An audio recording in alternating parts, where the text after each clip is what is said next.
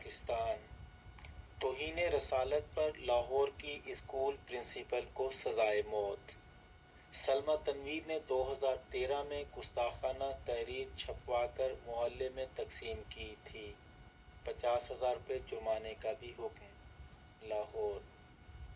لاہور کی مقامی عدالت نے توہین رسالت کا جرم ثابت ہونے پر مقامی اسکول کی پرنسپل کو سزائے موت اور 50,000 روپے جرمانے کی سزا سنا دی۔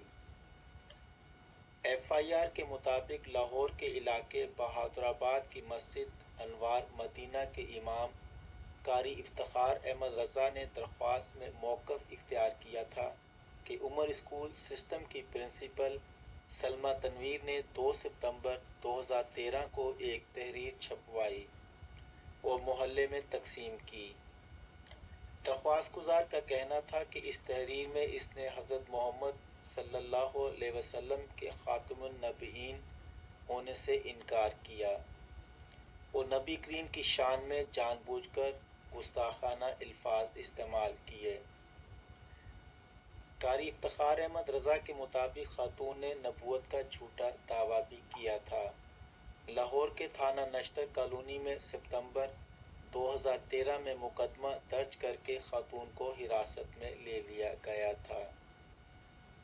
ایڈیشنل سیشن جج منصور قریشی نے توہین رسالت کے مقدمے کا فیصلہ سناتے ہوئے لاہور کی خاتون کو مجرم قرار دے دیا۔ عدالت نے سلمیٰ تنویر کو سزائے موت اور 50,000 روپے جرمانے کی سزا سنا دی۔